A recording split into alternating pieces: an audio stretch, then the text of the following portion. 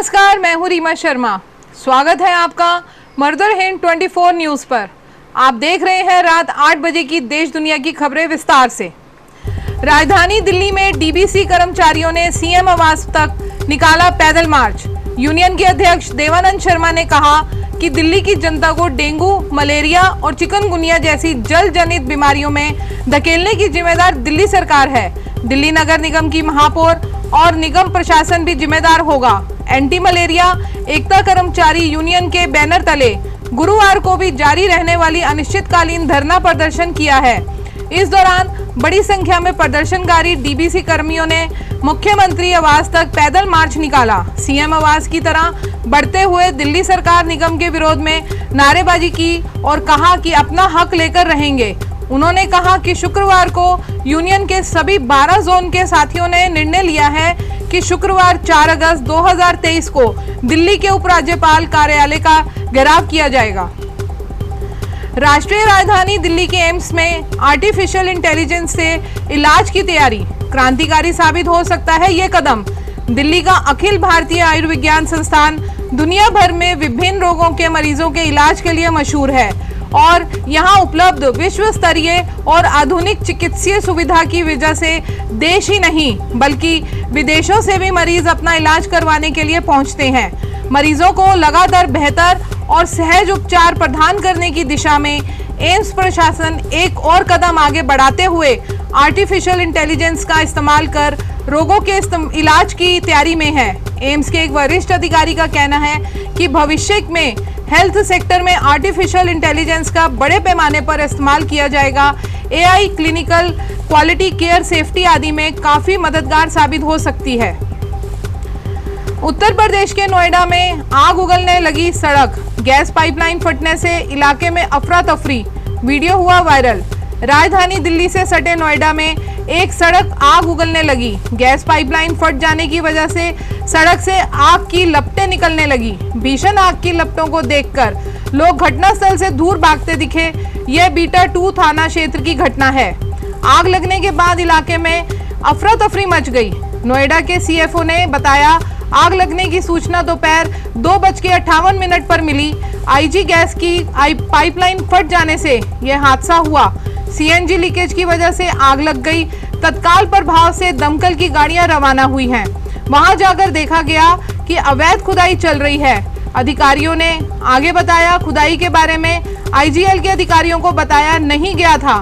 Gas pipeline को बंद नहीं किया गया था, इस वजह से आग लग गई। आईजीएल के अधिकारियों ने तुरंत पाइपलाइन को बंद कर दिया। इस हादसे में कोई जनहानि नहीं हुई है, लेकिन एक बाइक जल गई है। प्रिंसिपल, टीचर, अकाउंटेंट समेत 4062 पदों पर वैकेंसी। 12वीं पास से लेकर ग्रेजुएट कर सकेंगे अप्लाई। 2 लाख तक मिलेगी सैलरी। सरकारी नौकरी की तलाश कर रहे बेरोजगारों के लिए अच्छी खबर है। नेशनल टेस्टिंग एजेंसी ने देश भर के एकलव्य मॉडल रेजिडेंशियल स्कूल में 4000 से ज्यादा पदों पर वैकेंसी निकाली है। इसके तहत टीचिंग और नॉन टीचिंग पदों पर भर्तियां की जाएंगी। भर्ती प्रक्रिया में शामिल होने के लिए उम्मीदवार एकलव्य मॉडल रेजिडेंशियल स्कूल की ऑफिशियल वेबसाइट पर जाकर 18 अगस्त तक ऑनलाइन अप्लाई कर सकते हैं। प्रशांत महासागर में कमजोर अल नीनो का असर। 2 माह सामान्य से अधिक शुष्क रहेंगे देश के अधिकतर हिस्से। भारत मौसम विज्ञान विभाग के नवीनतम पूर्वानुमान के अनुसार अगस्त और सितंबर में देश के अधिकतर हिस्सों में सामान्य से अधिक शुष्क हो सकते हैं। आईएमडी ने भूमध्य रेखीय प्रशांत महासागर में कमजोर अल नीनो स्थितियों की भी घोषणा की है, जो आमतौर पर मानसून के मौसम के दौरान वर्षा के लिए हानिकारक होती है और सूखे का कारण बनती है। आईएमडी के अनुसार पूरे देश में अगस्त और सितंबर में बारिश सामान्य से कम होने की संभावना है। हिमाचल प्रदेश में मानसून की बारिश में अब तक 6500 करोड़ का नुकसान। 331 सड़कें अभी भी बंद। हिमाचल प्रदेश में मानसून की बारिश ने जमकर तबाही मचाई है। प्रदेश में लगातार हो रही बारिश से अब तक 6500 करोड़ से ज्यादा की संपत्ति का नुकसान हो चुका है।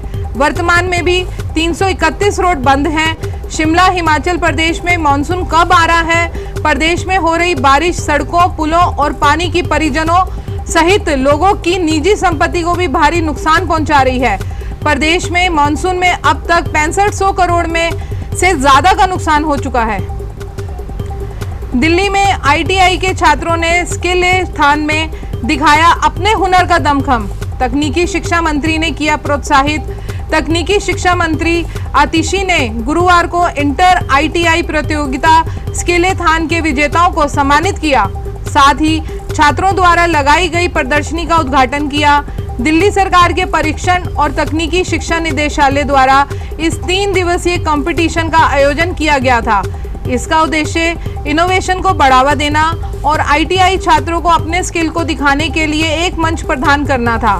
3 दिवसीय इस कार्यक्रम में छात्रों ने building and construction technology, creative art and fashion, manufacturing and engineering technology, information and communication technology के क्षेत्रों में वास्तविक दुनिया की चुनौतियों को दूर करने वाले शानदार मॉडल प्रस्तुत किए।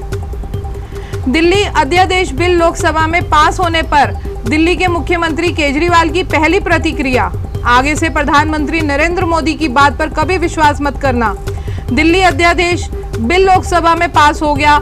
इस पर दिल्ली के CM अरविंद केजरीवाल की पहली प्रतिक्रिया सामने आई और उन्होंने बीजेपी और PM नरेंद्र मोदी पर निशाना साधा। CM केजरीवाल ने ट्वीट करते हुए कहा कि हर बार बीजेपी ने वादा किया कि दिल्ली को पूर्ण राज्य का दर्जा देंगे। 2014 में PM मोदी ने खुद कहा कि प्रधानमंत्री बनने पर दिल्ली को पूर्ण राज्य का दर्जा देंगे, लेकिन आज इन लोगों ने दिल्ली वालों की पीठ में छुरा घोंप दिया। आगे से उनकी किसी बात पर विश्वास मत करना। दिल्ली अध्यादेश बिल लोकसभा में पास। अमित शाह बोले, विपक्ष को सिर्फ गठबंधन की परवाह। दिल्ली के अधिकारियों के ट्रांसफर और पोस्टिंग से जुड़े अध्यादेश की जगह लेने वाला विधेयक गुरुवार को लोकसभा में पारित हो गया। आज इस राज्यसभा में पेश किया जाएगा। लोकसभा में बिल पर चर्चा का जवाब केंद्रीय गृह मंत्री अमित शाह ने दिया। इस दौरान कांग्रेस, TMC और DMK के सहित अन्य विपक्षी दलों ने कड़ा विरोध किया। अमित शाह के जवाब के बाद विपक्ष ने सदन से विरोध के रूप में वॉकआउट किया।